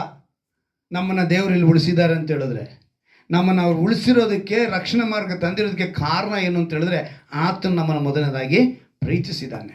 ಆ ಪ್ರೀತಿಯ ನಿಮಿತ್ತ ಇವತ್ತು ನಾವು ಜೀವಂತವಾಗಿದ್ದೀವಿ. ಆ ಜೀವಂತವಾಗಿ ನಮ್ಮನ್ನು ಇರಿಸಿದಂಥ ದೇವರು ಮತ್ತೆ ಪ್ರತ್ಯಕ್ಷನಾಗುವವರೆಗೂ ನಾವೇನು ಮಾಡಬೇಕಂತೆ? ದೀರ್ಘ ಶಾಂತಿಯಿಂದ ಇರಬೇಕು. ಹೇಗಿರಬೇಕು ಅಂತ ಹೇಳ್ತಾರೆ ಅಂದರೆ, ವ್ಯವಸಾಯಗಾರನನ್ನು ನೋಡಿರಿ. ಯಾರನ್ನ ನೋಡ್ಬೇಕಂತೆ? ಅವನು ಭೂಮಿಯ ಬೆಲೆಯುಳ್ಳ ಫಲಕ್ಕಾಗಿ ಕಾದಿದ್ದು ಏನಂತೆ? ಮುಂಗಾರು ಹಿಂಗಾರು ಮಳೆಗಳು ಬರುವ ತನಕ ದೀರ್ಘ ಶಾಂತಿಯಿಂದಿರುವನು. ಏನಂತಿರುವನು? ದೀರ್ಘ ಶಾಂತಿಯಿಂದಿರುವನು. ಚೆನ್ನಾಗಿ ಗಮನಿಸಿ, 2 ಸಲ ಬರೆಯಲ್ಪಡ್ತಾ ಇದೆ, ದೀರ್ಘ ಶಾಂತಿಯಿಂದಿರಬೇಕು, ದೀರ್ಘ ಶಾಂತಿ ಇರಬೇಕು. ಏನಂತ ಹೇಳ್ತಾರೆ? ಮೊದಲನೇದಾಗಿ ವ್ಯವಸಾಯಗಾರನು. ಈ ವ್ಯವಸಾಯಗಾರನ ಕುರಿತು ನಾವು ಯೋಚನೆ ಮಾಡುವಾಗ ಚೆನ್ನಾಗಿ ಗಮನಿಸ್ಕೊಳ್ಳಿ. ಅವನು ಏನಂತಾಳೆ ಅವರೇ ಸ್ಪೆಷಲ್ ಆಗಿ ಹೇಳ್ತಾರೆ ನೋಡಿ, ಮುಂಗಾರು ಹಿಂಗಾರು ಮಳೆಗಳು ಬರುವ ತನಕ. ಆ ಮಳೆಗೋಸ್ಕರ ಅವನೇನು ಮಾಡ್ತಾನೆ? ಕಾಯ್ತಾ ಇರ್ತಾನೆ. ಈ ಮುಂಗಾರಿಗೆ ನಾನು ಏನು ಮಾಡಬೇಕು, ಹಿಂಗಾರಿಗೆ ಏನು ಮಾಡಬೇಕು, ಆಮೇಲೆ ನನ್ನ ಫಲ ಸಿಗಬೇಕು, ಅವನು ಕಾಯಬೇಕು. ಅವನು ಆ ರೀತಿಯಾಗಿ ನೀನು ದೇವರ ಮಗನಾಗಿ ದೇವರ ಮಗಳಾಗಿ ಬಂದ ಮೇಲೆ ದೇವರ ಬಳಿ ಕಾಯ್ತಾ ಇರಬೇಕು. ದೇವರ ಸನ್ನಿಧಾನದಲ್ಲಿ ದೇವರೊಂದಿಗೆ ನೀನು ಕಾಯ್ತಾ ಇರಬೇಕು. ಎರಡನೇ ಮಾತು ಹೇಳ್ತಾರೆ ನೋಡಿ, 8ನೇ ವಾಕ್ಯದಲ್ಲಿ, ನೀವು ದೀರ್ಘ ಶಾಂತಿ ಇರಿ, ನಿಮ್ಮ ಹೃದಯಗಳನ್ನು ದೃಢಪಡಿಸಿಕೊಳ್ಳಿರಿ, ಕರ್ತನ ಪ್ರತ್ಯಕ್ಷತೆಯು ಹತ್ತಿರವಾಯಿತು. 3 ಸಲ ಬರೆಸಿದ್ದಾರೆ ಅಲ್ಲಿ, ದೀರ್ಘ ಶಾಂತಿಯಿಂದಿರಿ, ದೀರ್ಘ ಶಾಂತಿ ಇರಿ. 2 ವಾಕ್ಯದಲ್ಲಿ 3 ಸಲ ಬರೆಸಿದ್ದಾರೆ. ಒಂದು ವ್ಯವಸಾಯಗಾರನಾಗಿರಬೇಕು, ಇನ್ನೊಂದು ಹೃದಯ ದೃಢಪಡಿಸಿಕೊಂಡವರಾಗಿರ್ಬೇಕು. ಹೃದಯದಲ್ಲಿ ಏನಿರಬೇಕು? ದೃಢವೂ ಇರಬೇಕು. ಏನಕ್ಕೆ ಇದೆರಡು ಮಾತನ್ನ ದೀರ್ಘ ಶಾಂತಿಯಿಂದ ಇರಿ, ದೀರ್ಘ ಶಾಂತಿಯಿಂದ ಇರಿ ಅಂತ ಹೇಳೋದಕ್ಕೆ ಉದ್ದೇಶ ಏನು ಅಂತ ಹೇಳಿದ್ರೆ, ನಾವು ಧರ್ಮೋಪದೇಶ ಕಾಂಡಕ್ಕೆ ಒಂದ್ಸಲಿ ಹೋಗೋಣ. ಧರ್ಮೋಪದೇಶ ಕಾಂಡದಲ್ಲಿ 11ನೇ ಅಧ್ಯಾಯನ ನೋಡುವಾಗ ಅಲ್ಲಿ ಒಂದು ಮಾತನ್ನು ದೇವರು ಬರೆಸಿದ್ದಾರೆ. ಧರ್ಮೋಪದೇಶ ಕಾಂಡ 11ನೇ ಅಧ್ಯಾಯನ ತೆಗೆದುಕೊಳ್ಳಿ. ಅಲ್ಲಿ ಯಾವ ರೀತಿಯಾಗಿ ಅವರು ದೀರ್ಘ ಶಾಂತಿಯಿಂದ ಇರಬೇಕು ಅಂತ ಹೇಳುವುದಕ್ಕೆ ಕಾರಣ ಏನು ಅಂತೇಳಿ ಹೇಳ್ತಾರೆ ಅಂತ ಹೇಳಿದ್ರೆ, 13ನೇ ವಾಕ್ಯದಿಂದ ಓದ್ತೀನಿ ಕೇಳಿ. ಆತನು ಅದನ್ನು ಸದಾ ಕಟಾಕ್ಷಿಸುವನು. ನಾನು ಈಗ ನಿಮಗೆ ಬೋಧಿಸುವ ಆಜ್ಞೆಗಳಿಗೆ ನೀವು ಲಕ್ಷ್ಯ ಕೊಟ್ಟು ನಿಮ್ಮ ದೇವರಾದ ಯೆಹೋವನನ್ನು ಸಂಪೂರ್ಣ ಹೃದಯದಿಂದಲೋ ಮನಸ್ಸಿನಿಂದಲೋ ಪ್ರೀತಿಸಿ ಆತನನ್ನು ಸೇವಿಸಿದರೆ ನಿಮಗೆ ಏನಂತ ಹೇಳ್ತಾರೆ? ಮೊದಲನೇದಾಗಿ ನಾವೇನು ಮಾಡಬೇಕು? ಯೆಹೋವನನ್ನು ಸಂಪೂರ್ಣ ಹೃದಯದಿಂದಲೂ ಮನಸ್ಸಿನಿಂದಲೂ ಪ್ರೀತಿಸಿ ಆತನನ್ನು ಸೇವಿಸಿದರೆ. ಇದು ನಮ್ಮ ಹತ್ರ ಇಲ್ಲ ಇವತ್ತು. ಸಂತೋಷ ಇದ್ದಾಗ ದೇವರಿಗೆ ನಾವು ಸ್ತೋತ್ರ ಹೇಳ್ತೀವಿ, ಥ್ಯಾಂಕ್ಸ್ ಹೇಳ್ತೀವಿ. ದುಃಖ ಬಂದಾಗ ನಾವು ಗುಣಗುಟ್ಟುತ್ತೀವಿ. ಆ ಗುಣಗುಟ್ಟೋ ವಿಷಯನ ನಾವೇನು ಮಾಡ್ತೀವಿ? ದೇವರು ಮರೆತಿದ್ದಾನೆ ಅಂತ ಹೇಳ್ತೀವಿ. ದೇವರು ನಮ್ಮನ್ನು ಮರೆತಿದ್ದಾನೆ ಅಂತ ಹೇಳುವಾಗ ದೇವರು ಹೇಳ್ತಾರೆ, ಇಲ್ಲ ನಾನು ಮರ್ತಿಲ್ಲ, ನಿನ್ನನ್ನು ನಾನು ಅಂಗೈಯಲ್ಲಿ ಚಿತ್ರಿಸಿಕೊಂಡಿದ್ದೀನಿ. ಸದಾ ನನ್ನ ಕಣ್ಣೆದಿನಲ್ಲಿವೆ ನಿನ್ನ ಪೌಳಿ ಗೋಡೆಗಳು. ಪೌಳಿ ಗೋಡೆಗಳಿಗೆ ಅರ್ಥ ಏನು ಅಂತ ಹೇಳಿದ್ರೆ, ಸಮಸ್ಯೆಗಳು, ಸಂಕಟಗಳು, ಇಕ್ಕಟ್ಟುಗಳು, ಹೋರಾಟಗಳು, ಬಾಧೆಗಳೇ ಪೌಳಿ ಗೋಡೆಗಳು. ಅವೆಲ್ಲವೂ ದೇವರ ಮುಂದೆನೇ ಇದೆ ಅಂತೆ. ನಾವು ಅವ್ರು ಮರ್ತಿಲ್ಲ ಅಂತ ಹೇಳ್ತಾರೆ. ಆದರೆ ರೀತಿ ಆಗದೆ ಇರೋದಕ್ಕೆ ಕಾರಣ ಏನು? ದೀರ್ಘ ಶಾಂತಿಯಿಂದ ಇರಬೇಕು ಅಂತ ಹೇಳಿದ್ರೆ ಹೇಳ್ತಾ ಇದ್ದಾರೆ, ನೀವು ಸಂಪೂರ್ಣವಾಗಿ ದೇವ್ರನ್ನ ಏನು ಮಾಡಬೇಕು? ಪ್ರೀತಿಸಬೇಕು. ಆತನ ಆಜ್ಞೆಗಳನ್ನು ಹೆಂಗೆ ಅಂತೆ? ಲಕ್ಷ್ಯ ಕೊಟ್ಟು ನಿಮ್ಮ ದೇವರಾದ ಯೆಹೋವನನ್ನು ಸಂಪೂರ್ಣ ಹೃದಯದಿಂದಲೂ ಮನಸ್ಸಿನಿಂದಲೂ ಪ್ರೀತಿಸಿ ಆತನನ್ನು ಸೇವಿಸಬೇಕು. ಪ್ರೀತಿಸಬೇಕು, ಆತನನ್ನು ಸೇವಿಸಬೇಕು. ಎರಡೂ ಮಾಡಬೇಕು. ಎರಡೂ ಮಾಡಿದಾಗಲೇ ದೇವರು ನಮಗೆ ಆಶೀರ್ವಾದ. ಇವಾಗ ಇದನ್ನು ಮಾಡಿದಂಥ ವ್ಯಕ್ತಿನ ನಿಮಗೆ ನೆನಪಿಗೆ ತರ್ತೀನಿ. ಸತ್ಯವೇದದಲ್ಲಿ ಆ ಸಂಗತಿ ಬಂದಿದೆ. ಏನಂತೇಳಿ, ಈ 2 ಕಾರ್ಯನು ಹಿಂಗಾರು ಮುಂಗಾರು ಬಂದಿಲ್ಲ, ಹಿಂಗಾರು ಇಲ್ಲ ಮುಂಗಾರು ಇಲ್ಲ, ಆದರೆ ಬೆಳೆ ತಗೊಳ್ತಾನೆ. ಯಾರಂತ ಜ್ಞಾಪಕ ಬರುತ್ತಾ? ಹಿಂಗಾರು ಇಲ್ಲ ಮುಂಗಾರು ಇಲ್ಲ, ಬರಗಾಲದಲ್ಲಿ ಅವರು ಬೀಜ ಬಿತ್ತುತ್ತಾನೆ. ಯಾರಂತ ಗೊತ್ತಾಯ್ತಾ? ಆದಿಕಾಂಡ 26ನೇ ಅಧ್ಯಾಯ. ಆದಿಕಾಂಡ 26ನೇ ಅಧ್ಯಾಯ 12ನೇ ವಾಕ್ಯ. ಈಸಾಕನು ಆ ದೇಶದಲ್ಲಿ ಬೀಜವನ್ನು ಬಿತ್ತಿ ಅದೇ ವರ್ಷದಲ್ಲಿ 100ರಷ್ಟು ಬೆಳೆಯನ್ನು ಹೊಂದಿದನು. ಯೆಹೋವನು ಅವನನ್ನು ಅಭಿವೃದ್ಧಿಪಡಿಸಿದನು. ಈಸಾಕನು ಬೀಜ ಬಿತ್ತಿ 100ರಷ್ಟು ಫಲಾಪಗಳನ್ನಂತೆ. ಯಾವ ವರ್ಷ ಅಂತ ಹೇಳಿದ್ರೆ ಅದೇ ವರ್ಷ ಅಂತ ಬರೆಯಲ್ಪಟ್ಟಿದೆ. ಅದೇ ವರ್ಷ ಯಾವುದು ಅಂತ ಹೇಳಿದ್ರೆ ಅದೇ ಅಧ್ಯಾಯದ 26ನೇ ಅಧ್ಯಾಯದ 1ನೇ ವಾಕ್ಯ. ಅಬ್ರಹಾಮನ ಕಾಲದಲ್ಲಿ ಬಂದ ಮೊದಲನೆಯ ಬರವಲ್ಲದೆ ಇನ್ನೊಂದು ಬರವು ಕಾನಾನ್ ದೇಶಕ್ಕೆ ಬಂತು. ಏನು ಬಂತಂತೆ? ಯಾವುದಕ್ಕೆ? ಕಾನಾನ್ ದೇಶಕ್ಕೆ ಬರ ಬಂದ್ಬಿಡ್ತು. ಯಾವುದಕ್ಕೆ ಬಂತು? ಕಾನಾನ್ ದೇಶಕ್ಕೆ ಬರವು ಬಂದ ನಿಮಿತ್ತ ಎಲ್ಲರೂ ಯೋಚನೆ ಮಾಡ್ತಾ ಇದ್ದಾರೆ. ಆದರೆ ಈಸಾಕನ ಏನು ಮಾಡ್ತಿದ್ದಾನಂತೆ? ಬೀಜ ಬಿತ್ತುತ್ತಾ ಇದ್ದಾನೆ. ಇವತ್ತು ನಾವು ತಿಳ್ಕೋಬೇಕು, ಆ ಬರ ಅನ್ನೋದೇ ನಿನ್ನ ಮುಂದಿರುವಂಥ ಸಂಕಟ, ಸಮಸ್ಯೆ, ರೋಗ, ಬಾಧೆ, ಇಕ್ಕಟ್ಟು, ನೋವು, ಅವಮಾನಗಳು ಇವೆಲ್ಲವೂ ನಿನ್ನ ಮುಂದೆ ಇದೆ, ಬರ ಇದ್ದಂಗೆ. ಆದರೆ ಆ ಸಮಯದಲ್ಲಿ ನೀನು ಬೀಜ ಬಿತ್ತಬೇಕು. ಏನು? ವಾಕ್ಯವೆಂಬ ಬೀಜನ ಬಿತ್ತಬೇಕು. ಅಂದರೆ ದೇವರು ಹೇಳಿದ ವಾಗ್ದಾನಗಳನ್ನು, ಆ ವಿಟಮಿನ್ಗಳನ್ನ ನೀನು ಒಳಗಡೆ ತಗೋಬೇಕು. ಆಗ ಆ ಬೀಜ ಬಿತ್ತಲ್ಪಡುವಾಗ, ವಾಕ್ಯ ಬಿತ್ತಲ್ಪಡುವಾಗ ನಿನಗೆ ಸಮಾಧಾನ, ನಿನಗೆ ಆಶೀರ್ವಾದ, ನಿನಗೆ ಒಂದು ಬಿಡುಗಡೆ, ದೀರ್ಘ ಶಾಂತಿಯಿಂದ ಕಾದಿರಬೇಕು. ಇಲ್ಲಿ ಹಿಂಗಾರಿಗೋಸ್ಕರ ಮುಂಗಾರಿಗೋಸ್ಕರ ಈಸಾಕನು ಕಾಯ್ದಿರಲಿಲ್ಲ. ಬರ ಬಂದಿದೆ, ದೇವರ ಮೇಲೆ ನಂಬಿಕೆ ಇಟ್ಟ, ಬೀಜನ ಬಿತ್ತಿದ, 100ರಷ್ಟು ಫಲ. ಇವತ್ತು ನೀನು ನಾನು, ನನ್ನ ಮುಂದೆ ಇರುವಂಥ, ನಿನ್ನ ಮುಂದೆ ಇರುವಂಥ ಇಕ್ಕಟ್ಟು, ಸಮಸ್ಯೆ, ಬಾಧೆ, ನೋವು, ರೋಗ, ಅವಮಾನ ಎಲ್ಲ ವಿಷಯಗಳು ಬರ ಇದ್ದಂಗೆ. ಅವುಗಳ ಮಧ್ಯದಲ್ಲಿ ನೀನೇನು ಮಾಡಬೇಕು? ಅವನಿಗಿದ್ದಂಥ ನಂಬಿಕೆ ಇದ್ದಂತೆ ವಾಕ್ಯವೆಂಬ ಬೀಜವನ್ನು ಬಿತ್ತಬೇಕು.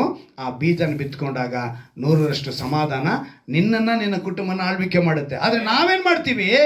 ಚಿಯೋನ್ ನಗರಿಯಾದರೂ ಏನಂತ ಹೇಳ್ತಾಳೆ? ದೇವರು ಯೆಹೋವನನ್ನು ಮರೆತಿದ್ದಾನಲ್ಲ ಅಂತ ಹೇಳಿದ್ಲಂತೆ. ಆ ರೀತಿ ನಾವು ಹೇಳಬಾರ್ದು. ಆ ರೀತಿ ಹೇಳಿದಾಗ ದೇವರು ಹೇಳ್ತಿದ್ದಾರೆ, ನೀನು ನನ್ನ ಅಂಗೈಯಲ್ಲಿದೆಯಾ? ಯಾಕೆ ಬೇಸರ ಪಡ್ತೀಯ? ನೀನು ನನ್ನ ಅಂಗೈಯಲ್ಲೇ ಇದೆಯಾ? ಸದಾ ನನ್ನ ಕಣ್ಣೆದುರಿನಲ್ಲಿದೆಯಾ? ಎಲ್ಲಿದೆಯಂತೆ? ಸದಾ ನನ್ನ ಕಣ್ಣೆದುರಿನಲ್ಲಿದೆಯಾ? ನಾನು ನಿನ್ನ ಮರೆತಿಲ್ಲ ಅಂತೇಳಿ ದೇವರು ಮಾತು ಕೊಡ್ತಿದ್ದಾರೆ. ಹಲ್ಲೆಲೂಯಾ. ಈ ಫೆಬ್ರವರಿ ತಿಂಗಳಲ್ಲಿ ಈ ಮಾತಿನಿಂದ ನಿಮ್ಮನ್ನು ಬಲಪಡಿಸಬೇಕು ಅಂತ. ಯಾಕಂದರೆ ಒಂದು ವೇಳೆ ನಿಮಗೆ ಅಂತ ನೆನಪಿನಲ್ಲಿದ್ದರೆ, ವಾಗ್ದಾನ ನಮಗೆ ಒಳ್ಳೊಳ್ಳೆ ವಾಗ್ದಾನ ಕೊಟ್ಟಿದ್ದಾರೆ ಅಲ್ವಾ? ಭಯ ಪಡಬೇಡ, ನಾನು ನಿನ್ನ ವಿಮೋಚಿಸಿನಲ್ಲ, ನಿನ್ನ ಹೆಸರಿಡಿದ ಕರೆದಿರಲ್ಲ, ನೀನು ನನ್ನವನೇ, ನನ್ನ ಕೃಪೆ ನಿನಗೆ ಸಾಕು ಅಂತ ಹೇಳಿದ ಮೇಲೆ ಕೂಡ ಈ ತಿಂಗಳಲ್ಲಿ ನಮ್ಗೆ ಏನೇನು ಇಕ್ಕಟ್ಟು ಬಂತೋ, ನೋವು ಬಂತೋ ನನಗೆ ಗೊತ್ತಿಲ್ಲ. ಆದರೆ ನಿಮ್ಮ ನೋವುಗಳು ನಿಮಗೆ ಗೊತ್ತು. ನೀವೇನು ಅಂದ್ಕೊಂಡಿರ್ತೀರ? ವಾಗ್ದಾನ ಹಿಡಿದು ನಾವು ಕೇಳ್ತೀವಿ, ಪ್ರೇಯರ್ ಮಾಡ್ತೀವಿ, ಎಲ್ಲ ಮಾಡ್ತೀವಿ, ಆದರೆ ನಮ್ಗೆ ಏನಕ್ಕೆ ಈ ಥರ ಸಮಸ್ಯೆ ಬಂತು ಅಂತೇಳಿ ದೇವರು ಹೇಳ್ತಿದ್ದಾರೆ, ನಾನು ನಿನ್ನ ಮರೆತಿಲ್ಲ, ನೀನು ನನ್ನ ಕಣ್ಣಿದಿನಲ್ಲಿ ಇದೆಯಾ? ಹಲ್ಲೆಲೂಯಾ. ದೀರ್ಘ ಶಾಂತಿಯಿಂದ ಇರಬೇಕು. ವಾಕ್ಯದ ಮೇಲೆ ದೃಢವಿಲ್ಲದ ಹೃದಯಗಳು ಇವತ್ತು ಹೆಚ್ಚಾಗ್ಬಿಟ್ಟಿದೆ. ಅದಕ್ಕೆ ನಾವು ಹೇಳಿದ್ದು, ನಿನ್ನ ಹೃದಯದಲ್ಲಿ ಏನಾಗಿರಬೇಕು? ದೃಢವುಳ್ಳವನಾಗಿರು, ದೀರ್ಘ ಶಾಂತಿಯಿಂದಿರು. 1 ಯೋಹಾನನ ಬರೆದ ಪತ್ರಿಕೆ, ಯೋಹಾನ ಬರೆದ 1ನೇ ಪತ್ರಿಕೆ 2ನೇ ಅಧ್ಯಾಯ ನಾವು ತೆಗೆದುಕೊಳ್ಳುವಾಗ ಅಲ್ಲಿ ಒಂದು ಮಾತನ್ನು ನಿಮಗೆ ನೆನಪಿಗೆ ತರ್ತೀನಿ. ಯೋಹಾನ ಬರೆದ 1ನೇ ಪತ್ರಿಕೆ 2ನೇ ಅಧ್ಯಾಯ 3ನೇ ವಾಕ್ಯವನ್ನು ನಾವು ಗಮನಿಸುವಾಗ ಅಲ್ಲಿ ಒಂದು ಮಾತು ಬರೆಯಲ್ಪಟ್ಟಿದ್ದು ನೋಡಿ. ನಾವು ಆತನ ಆಜ್ಞೆಗಳನ್ನು ಕೈಕೊಂಡು ನಡೆದರೆ ಆದ್ದರಿಂದಲೇ ಆತನನ್ನು ಬಲ್ಲವರಾಗಿದ್ದೇವೆ ಎಂದು ತಿಳಿದುಕೊಳ್ಳುತ್ತೇವೆ. ಆತನನ್ನು ಬಲ್ಲನೆಂದು ಹೇಳಿ ಆತನ ಆಜ್ಞೆಗಳನ್ನು ಕೈಕೊಳ್ಳದೆ ನಡೆಯುವನು ಸುಳ್ಳುಗಾರನಾಗಿದ್ದಾನೆ. ಯೋಹಾನ ಬರೆದ 1ನೇ ಪತ್ರಿಕೆಯಲ್ಲಿ 2ನೇ ಅಧ್ಯಾಯದಲ್ಲಿ 3ರಿಂದ 6ರವರೆಗೂ ಒಳ್ಳೆ ಮಾತುಗಳ ದೇವರು ಬರೆಸಿದ್ದಾರೆ. ಯಾರ್ಯಾರು ಇವತ್ತು ಹಿಂದೇಟಾಗ್ತಿದ್ದಾರೆ, ವಾಕ್ಯದ ಮೇಲೆ ದೃಢವಿಲ್ಲದವರಾಗಿದ್ದಾರೆ, ಅವ್ರಿಗೆ ಹೇಳ್ತಿದ್ದಾರೆ, ನಾನು ವಾಕ್ಯನ ಕೇಳ್ತೀನಿ ಅಂತ ಹೇಳ್ತೀರಾ, ನಾನು ದೇವ್ರನ್ನ ನಂಬಿದ್ದೀನಿ ಅಂತ ಹೇಳ್ತೀರಾ, ದೇವ್ರು ನನಗೆ ಗೊತ್ತಿದೆ ಅಂತ ಹೇಳ್ತೀರಾ, ಆದರೆ ನೀವು ಅದರಲ್ಲಿ ನೆಲೆಗೊಳ್ತಾ ಇಲ್ಲ, ದೃಢವಾಗಿಲ್ಲ, ಚಂಚಲವಾಗಿದ್ದೀರಾ, ಸಂಶಯ ಪಡ್ತೀರಾ, ಒಂದು ಗಾಳಿಗೆ ಹೊಡ್ಕೊಂಡು ಹೋಗೋ ಹೊಟ್ಟಿನಂತೆ ಇದ್ದೀವಿ. ಆ ರೀತಿಯಲ್ಲ ನಮ್ಮ ಬದುಕು. ನಾವು ಹೇಗಿರಬೇಕು ಅಂತ ಹೇಳ್ತಿದ್ದಾರೆ. ನೀವು ಒಂದು ವೇಳೆ ಗೊತ್ತಿದೆ ಅಂತೇಳಿ ಆಜ್ಞೆಗಳನ್ನು ಕೈಕೊಳ್ಳದೇ ಇದ್ದರೆ ನೀವು ಸುಳ್ಳುಗಾರರಾಗಿದ್ದೀರಾ. 5ನೇ ವಾಕ್ಯ, ಯಾವನಾದರೂ ಆತನ ವಾಕ್ಯವನ್ನು ಕೈಕೊಂಡು ನಡೆದರೆ ಅವನಲ್ಲಿ ನಿಜವಾಗಿ ದೇವರ ಮೇಲಿನ ಪ್ರೀತಿಯು ಪರಿಪೂರ್ಣವಾಗಿದೆ. ನಿಜವಾಗಿ ನಂಬಬೇಕು. ನೀವು ದೇವರ ವಾಕ್ಯವನ್ನು ನಿಜವಾಗಿ ನಂಬಬೇಕು. ನಂತರ ಹೇಳ್ತಾರೆ, ಇದರಿಂದಲೇ ಆತನಲ್ಲಿ ದೇವನ ತಿಳಿದುಕೊಳ್ಳುತ್ತೇವೆ. ಆತನಲ್ಲಿ ನೆಲೆಗೊಂಡವನಾಗಿದ್ದೇನೆಂದು ಹೇಳುವವನು ಕ್ರಿಸ್ತನು ನಡೆದಂತೆಯೇ ತಾನೂ ನಡೆಯುವುದಕ್ಕೆ ಬದ್ಧನಾಗಿದ್ದಾನೆ. ನಾವು ಕ್ರಿಸ್ತನಂತೆ ನಡೆಯುವರಾಗಿರಬೇಕು. ಯಾವಾಗಲೂ ಯೋಚನೆ ಮಾಡ್ತಾನೆ ಇರ್ತೀವಿ, ದೇವರು ನಮ್ಮನ್ನು ಮರೆತಿದ್ದಾನ, ದೇವರು ನಮ್ಮನ್ನು ಕೈ ಬಿಟ್ಟಿದ್ದಾನ. ನೀವು ಅದನ್ನು ನೆನೆಸ್ಕೊಳ್ಳುವಾಗಲೇ ಇಲ್ಲಿಂದ ಎಡಬಹುದು. ಇನ್ನೊಂದು ಮಾತನ್ನು ಯಾಕೋಬನು ಬರೆದ ಪತ್ರಿಕೆಯಲ್ಲಿ 5ನೇ ಅಧ್ಯಾಯದಲ್ಲಿ ಈಗ 9ನೇ ವಾಕ್ಯವನ್ನು ನಿಮಗೆ ನೆನಪಿಗೆ ತರ್ತೀನಿ. ನೀವು ಒಬ್ಬರ ಮೇಲೆ ಒಬ್ಬರು ಗುಣಗುಟ್ಟಬೇಡ್ರಿ. ಇದು ನಾವು ಎಡುವಂಥ ಕೆಲಸ. ಒಬ್ಬರ ಮೇಲೊಬ್ಬರು ಗುಣಗುಟ್ಟಬೇಡ್ರಿ. ನೋಡ್ರಿ, ಅವ್ರ ಮನೆಯವ್ರನ್ನ ಎಷ್ಟು ಸಂಪಾದನೆ ಮಾಡ್ತಿದ್ದಾರೆ, ನೀವೇನ್ರಿ ಸಂಪಾದನೆ ಮಾಡೋದು ಅಂತ ಮನೆಗಳಲ್ಲಿ ಸಮಸ್ಯೆ ಓಡ್ತಾ ಇರುತ್ತೆ. ಆ ಮನೆಯಲ್ಲಿ ತಿಂಗಳಿಗೆ 1 ಲಕ್ಷ ಸಂಪಾದನೆ ಮಾಡ್ತಿದ್ದಾರೆ, ಈ ಮನೆಯಲ್ಲಿ ಗಂಡನಿಗೆ ದೇವ್ರು ಏನು ಕೊಡಬೇಕು ಅಂತ ಅಂದ್ಕೊಂಡಿದ್ದಾರೋ ಅಷ್ಟೇ ಸಂಪಾದನೆ ಕೊಡೋದು. ಎಷ್ಟು ಸಂಪಾದನೆಯಲ್ಲಿ ನಾವು ತೃಪ್ತಿಯಾಗಿರಬೇಕು, ಅದೇ ಸಂಪಾದನೆಯಲ್ಲೇ ತೃಪ್ತಿ ಇರಬೇಕು. ಇನ್ನೊಬ್ಬರನ್ನ ನೋಡಿಬಿಟ್ಟು ನೀವು ಗುಣಗುಟ್ಟಬಾರ್ದು. ಏನು ದೇವ್ರೆ, ನಾವು ನಿನ್ನ ಹುಡುಕಿ ಹುಡುಕಿ ಹುಡುಕಿ ಹುಡುಕಿ ಭಾನುವಾರ ಆರಾಧನೆಯಿಂದ ಬರ್ತೀವಿ, ನಮ್ಮ ಸಂಪಾದನೆ ಹಂಗೇ ಇದೆ. ಗುಣಗುಟ್ತಾ ಇದ್ದೀರಾ? ಇವತ್ತು ತೀರ್ಮಾನ ಮಾಡ್ಕೊಳ್ಳಿ, ಇನ್ಮೇಲೆ ನಾನು ಗುಣಗುಟ್ಟಲ್ಲಪ್ಪ. 10 ರೂಪಾಯಿ ಬಂದರೂ ಅದೇ ನನಗೆ ಸಂತೋಷ, 1000 ರೂಪಾಯಿ ಬಂದರೂ ಅದೇ ಸಂತೋಷ. ಇದೆರಡು ನಮಗೆ ಬರಬೇಕು. ನಾವು ಯಾವಾಗ ನಮ್ಮ ಸಂಪಾದನೆಗಳಲ್ಲಿ ಮತ್ತು ನಾವು ಕುಟುಂಬಗಳಲ್ಲಿ ನೋಡ್ರಿ ಎಂಥ ಮಕ್ಕಳು ಹುಟ್ಟುಬಿಟ್ಟಿದ್ದಾರೆ ಅವ್ರ ಹೊಟ್ಟೆಯಲ್ಲಿ. ಏನಂತೆ, ಎಂಥ ಮಕ್ಕಳು ಹುಟ್ಟುಬಿಡಿ. ನಮಗೂ ಹುಟ್ಟವೆ, ಏನಂತೀವಿ, ನಮಗೂ ಹೇಳಬಾರ್ದು. ನಮ್ಮ ಮಕ್ಕಳನ್ನ ದೇವರು ನಮಗೆ ಬಹುಮಾನವಾಗಿ ಕೊಟ್ಟಿರೋದು. ಬಹುಮಾನ ಏನಕ್ಕೆ ಕೊಡ್ತಾರೆ? ಗಿಫ್ಟೇ, ಉಡುಗೊರೆ ಕೊಟ್ಟಿಲ್ಲ. ದೇವರ ವಾಕ್ಯ ಏನಂತ ಹೇಳ್ಬಿಟ್ಟು ಗೊತ್ತಾ? ಬಹುಮಾನ ಅಂತಾನೆ ಹೇಳಿರೋದು. ನಮಗೆ ಮಕ್ಕಳನ್ನ ಕೊಟ್ಟಿರೋದು ದೇವ್ರು ಏನಂತೆ, ಅಂಥ ಘನಕಾರ್ಯ ನಾವೇನಾದ್ರು ಮಾಡಿದೀವಾ ನಮಗೆ ಬಹುಮಾನ ಕೊಡೋಷ್ಟು? ಆದರೆ ದೇವ್ರು ಏನು ಮಾಡಿದ್ದಾರೆ, ನಮ್ಮ ಮೇಲೆ ಪ್ರೀತಿ ಇಟ್ಟು ನಮಗೆ ಬಹುಮಾನ ಕೊಟ್ಟಿದ್ದಾರೆ. ಗಂಡು ಕೊಟ್ಟಿದ್ದಾರೆ, ಹೆಣ್ಣು ಕೊಟ್ಟಿದ್ದಾರೆ, ಇಲ್ಲ 2 ಹೆಣ್ಣು ಕೊಟ್ಟಿದ್ದಾರೆ, ಇಲ್ಲ 2 ಗಂಡು ಕೊಟ್ಟಿದ್ದಾರೆ. ಅದು ಅವ್ರಿಗೆ ಸೇರಿದ್ದು. ಒಟ್ಟಿನಲ್ಲಿ ಬಹುಮಾನ ಅಂತೂ ಕೊಟ್ಟಿದ್ದಾರೆ. ಎಷ್ಟೋ ಜನಕ್ಕೆ ಆ ಬಹುಮಾನ ಇಲ್ಲ. ಆ ಬಹುಮಾನ ಇಲ್ದಿರೋರು ಎಷ್ಟೋ ಜನ ಅಳ್ತಾ ಇದ್ದಾರೆ, ಲಕ್ಷಗಟ್ಟಲೆ ಕೋಟಿಗಟ್ಟಲೆ ಇದ್ದಾರೆ, ಆಯ್ತಾ? ಆದರೆ ದೇವ್ರು ನಮಗೆ ಇವತ್ತು ಅದನ್ನೆಲ್ಲ ಕೊಟ್ಟಿದ್ದಾರೆ. ಕೊಟ್ಟಿರುವಂಥ ನಮಗೇನು ಗೊತ್ತಾ, ಆ ಬಹುಮಾನನ ಏನಂತೀವಿ, ಹೋಗಿ ಇಂಥದನ್ನು ಕೊಟ್ಟರಲ್ಲ ದೇವ್ರ ಹತ್ರ.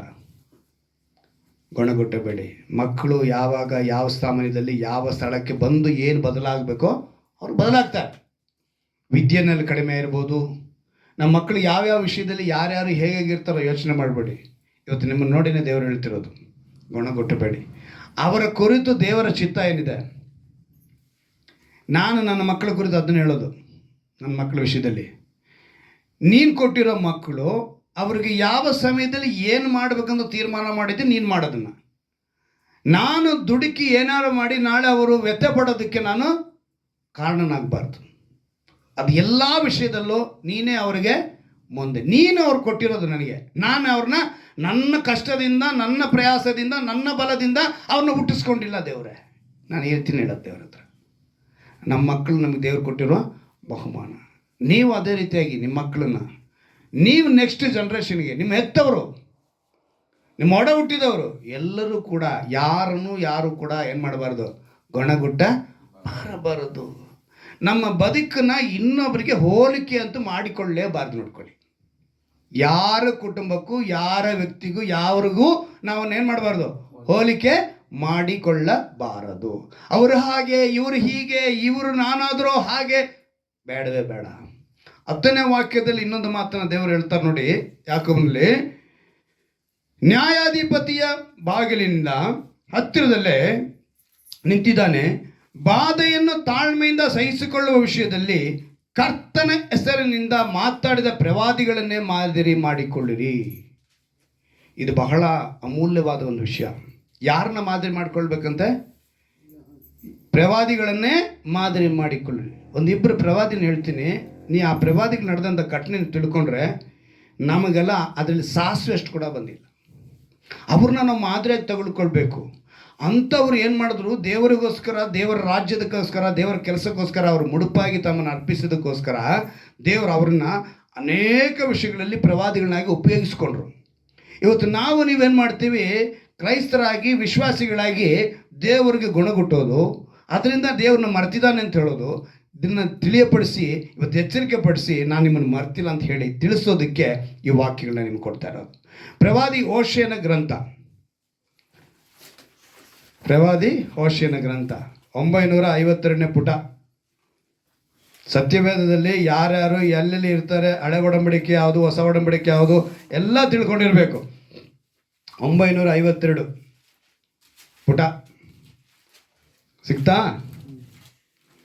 ಓಶಿಯನ ಪ್ರವಾದಿಯ ಗ್ರಂಥದಲ್ಲಿ ಮೊದಲನೇ ಅಧ್ಯಾಯದಲ್ಲೇ ಒಂದು ವಾಕ್ಯನ ನಿಮಗೆ ನೆನಪಿಗೆ ತರ್ತೀನಿ ನೋಡಿ. ಅದರಲ್ಲಿ ಹೇಳಲ್ಪಟ್ಟಿದೆ 2ನೇ ವಾಕ್ಯ.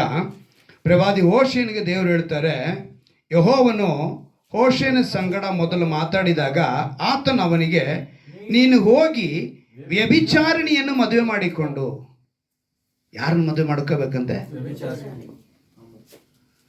ಏನಾರ ನಮಗೆ ದೇವ್ರ ಹಂಗೆ ಹೇಳ್ಬಿಟ್ಟಿದ್ರೆ ಮಾಡ್ಕೊಂಡ್ಬಿಡ್ತಿದ್ವಾ? ಎಂತ ಮಾತು ನೋಡ್ರಿ. ಪ್ರವಾದಿ ಮೂಲಕ ದೇವ್ರು ಹೇಳಿಸ್ತಾ ಇದ್ದಾರೆ, ನೀನು ಯಾರನ್ನ ಹೋಗಿ ಮದುವೆ ಮಾಡ್ಕೋಬೇಕು? ವ್ಯಭಿಚಾರಿನ ಮದುವೆ ಮಾಡ್ಕೊಳ್ಬೇಕು. ನೀನು ವ್ಯಭಿಚಾರಿನ ಮದುವೆ ಮಾಡಿಕೊಂಡು ನೀನು ಹೋಗಿ ವ್ಯಭಿಚಾರ ಮದುವೆ ಮಾಡಿಕೊಂಡು ವ್ಯಭಿಚಾರದಿಂದ ಆಗುವ ಮಕ್ಕಳನ್ನು ಸೇರಿಸ್ಕೊ. ನಿನಗೂ ನನಗೂ ಆ ಮಾತನ್ನು ದೇವರು ಹೇಳಲಿಲ್ಲ. ನಮ್ಗೆ ಹೇಳಿರೋದೇನು ಗೊತ್ತಾ? ನೀವು ನನ್ನ ಆಜ್ಞೆಗಳನ್ನು ಕೈಕೊಂಡು ಪೂರ್ಣ ಮನಸ್ಸಿನಿಂದ ಪೂರ್ಣ ಹೃದಯದಿಂದ ಪ್ರೀತಿಸಿದರೆ ಸಾಕು ಅಂತ ಹೇಳ್ತಿದ್ದಾರೆ ದೇವರು. ಅದಕ್ಕೆ ಪ್ರವಾದಿಗಳನ್ನ ನೋಡಿ ಅವ್ರು ಯಾವ ರೀತಿಯಾಗಿದ್ರು ಅವ್ರನ್ನ ಮಾದರಿಯಾಗಿ ತಗೊಂಡು ನೀವು ದೃಢ ಮನಸ್ಸುಳ್ಳವರಾಗಿ ದೇವರನ್ನು ನಾವು ಪ್ರೀತಿಸಬೇಕು. ಇವತ್ತು ಆ ದೃಢನೇ ನಮಗಿಲ್ಲ. ಇಲ್ಲಿ ಹೇಳಲ್ಪಟ್ಟಿದೆ ನೋಡಿ, ಸೇರಿಸಿಕೋ, ದೇಶವು ನನ್ನನ್ನು ಬಿಟ್ಟು ಅಧಿಕ ವ್ಯಭಿಚಾರವನ್ನು ನಡೆಸುತ್ತೆಂಬುದಕ್ಕೆ ಇದು ದೃಷ್ಟಾಂತವಾಗಿಲ್ಲ ಎಂದು ಹೇಳಿದನು. ಈಗ ಇದೊಂದು ವಿಷಯ ಆಯ್ತಾ ಓಶಿಯಂದು. ಈಗ ಯೆಶಾಯನ ನಾವು ನೋಡೋಣ. ಯೆಶಾಯ 20ನೇ ಅಧ್ಯಾಯ ತೆಗೆದುಕೊಳ್ಳಿ. ಅಲ್ಲಿ ಎಂಥ ಮಾತನ್ನ ಪ್ರವಾದಿ ಯೆಶಾಯನಿಗೆ ಹೇಳಿಸಿದ್ದಾರೆ ದೇವರು. 20ನೇ ಅಧ್ಯಾಯ 2ನೇ ವಾಕ್ಯ ಓದ್ತೀನಿ ಕೇಳಿ. ಅದನ್ನು ಮುತ್ತಿ ಹಿಡಿದ ವರ್ಷದಲ್ಲಿ ಯೆಹೋವನು ಆಮೋಚನ ಮಗನಾದ ಯೆಶಾಯನಿಗೆ, ಯಾರಿಗೆ ಹೇಳ್ತಾ ಇದ್ದಾರೆ ದೇವರು? ಆಮೋಚನ ಮಗನಾದ ಯೆಶಾಯನಿಗೆ, 7 ಸೊಂಟದಿಂದ ಗೋಣಿತಟ್ಟನ್ನು ಬಿಚ್ಚು, ಕಾಲಿನಿಂದ ಕೆರವನ್ನು ಕಳಚು ಎಂದು ಇತರರಿಗೆ ಸೂಚನೆಯಾಗಿ ಅಪ್ಪಣೆ ಕೊಟ್ಟನು. ಅವನು ಹಾಗೆಯೇ ಮಾಡಿ ಬೆತ್ತಲೆಯಾಗಿ ಕೆರವಿಲ್ಲದೆ ತಿರುಗುತ್ತಿದ್ದನು. ಈಗ ಅವನಿಗೆ ಯೆಶಾಯ ಪ್ರವಾದಿಗೆ ಏನಂತ ಹೇಳಿದ್ದಾರೆ? ಬಟ್ಟೆ ಬಿಚ್ಚಿ ಕೆರ ಬಿಚ್ಚಿ ಬೆತ್ತಲೆಯಾಗಿ ಅವನೆಲ್ಲಿ ಹೋಗ್ಬೇಕು? ಓಡಾಡಬೇಕು. ಇಂಥ ಮಾತನ್ನೆಲ್ಲ ನಿನಗೂ ನನಗೂ ದೇವರು ಹೇಳಲಿಲ್ಲ. ಆದರೆ ಅವ್ರು ಅದೇನು ಮಾಡಿದ್ರು? ಇವೆಲ್ಲ ಏನಕ್ಕೆ ಅಂತ ಹೇಳಿದ್ರೆ, ಹೋಶೇಯನ ಮೂಲಕ ಇಸ್ರಾಯೇಲ್ ಜನರಿಗೆ ಮುಂದೆ ಬರುವ ದುರಾವಸ್ಥೆ ಅದನ್ನು ತಿಳಿಸೋದಕ್ಕಾಗಿ ಹೋಶೇಯನ ಮೂಲಕ ನೀನು ವ್ಯಭಿಚಾರಿಣಿನ ಮದುವೆ ಮಾಡಿಕೊಂಡ್ರೆ ಯಾವ ರೀತಿಯಾದ ಬದುಕು ನಿನಗಿರುತ್ತೆ ಅನ್ನೋದು ತಿಳಿಯಪಡಿಸೋದಕ್ಕೆ ಗುರುತಾಗಿ ಹೋಶೇಯನಿಗೆ ಅಂಥ ಒಂದು ಸ್ಥಿತಿಯನ್ನು ಕೊಟ್ಟರು.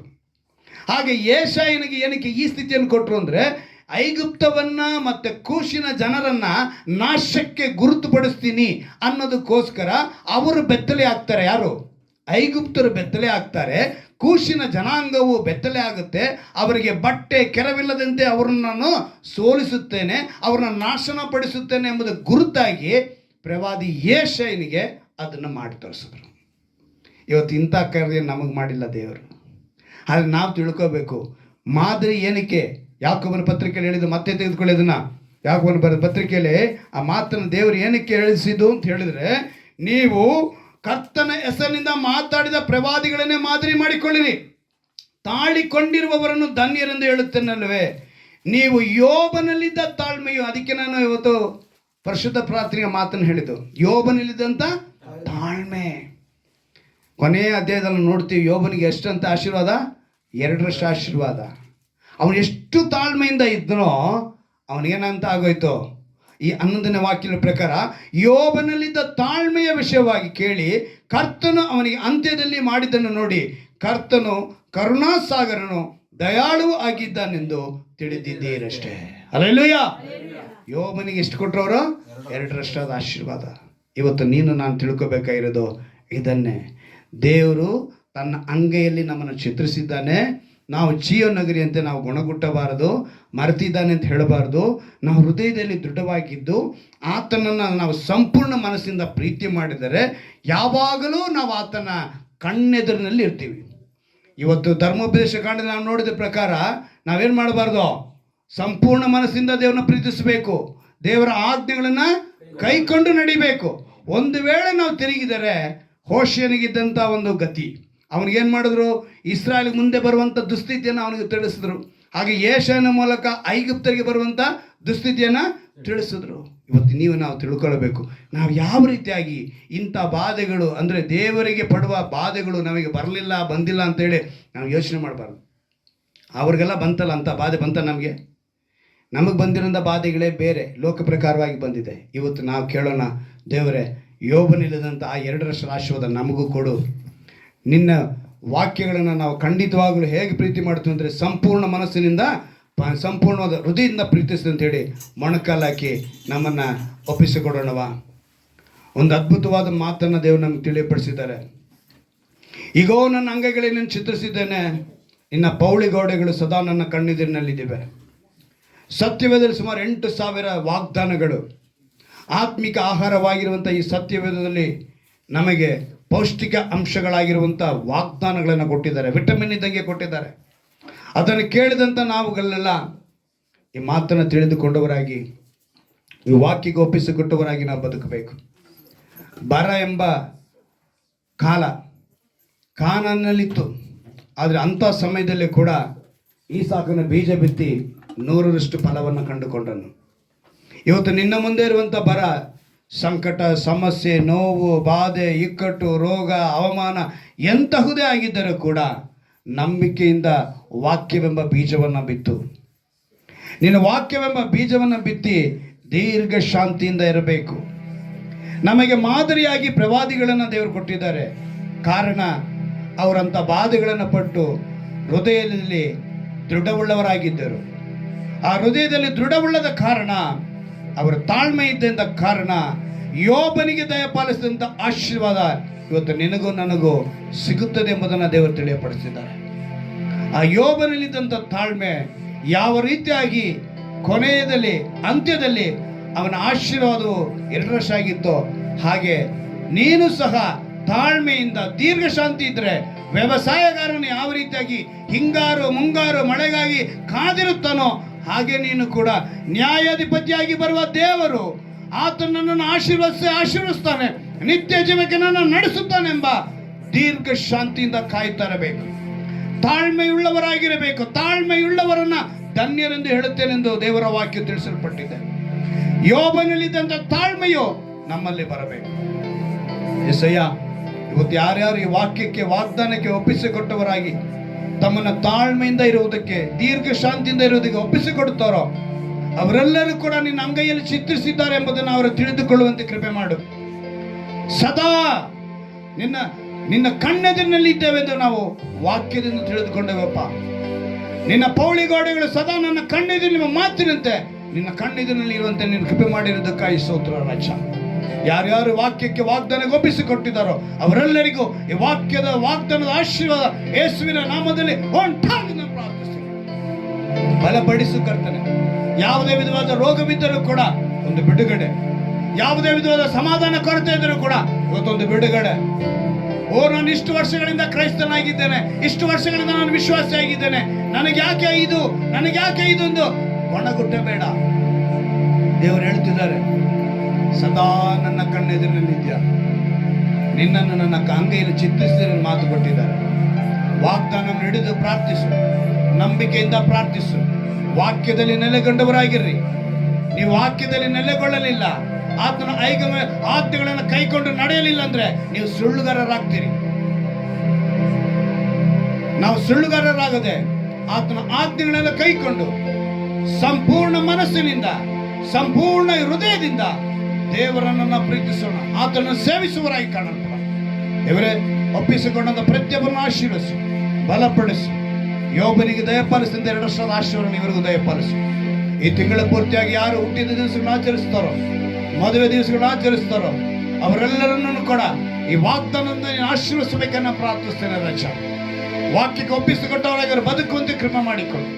ಶುಭ ಕಾರ್ಯಗಳು ಯಾರ್ಯಾರು ಕರ್ತನೆ ಮಾಡಬೇಕೆಂದು ಅಂದುಕೊಂಡಿದ್ದಾರೋ, ಹೊಸ ಕೆಲಸವನ್ನು ಆರಂಭಿಸಬೇಕೆಂದು ಇದ್ದಾರೋ ಅವರೆಲ್ಲರಿಗೂ ಕೂಡ ಕರ್ತನೆ ಈ ತಿಂಗಳಲ್ಲಿ ಒಂದು ವಿಶೇಷವಾದ ಆಶೀರ್ವಾದ ಉಂಟಾಗಲಿದ್ದು ನಾನು ಪ್ರಾರ್ಥಿಸ್ತೇನೆ. ಎಲ್ಲಾ ವಿಧದಲ್ಲೂ ಕೂಡ ನಿನ್ನ ಕೃಪೆ ಅವರೊಂದಿಗೆ ಸದಾಕಾಲ ಇರಬೇಕೆಂದು ನಮ್ಮ ರಕ್ಷಕನ ವಿಮೋಚಕನಾಗಿರುವ ಯೇಸು ಕ್ರಿಸ್ತನ ನಾಮದಲ್ಲಿ ಪ್ರಾರ್ಥಿಸಿ ಬೇಡುವಂತನ್ನು ಜೋಳ ತಂದೆಯೇ. ಆಮೆನ್. ಹಲ್ಲೆಲೂಯಾ.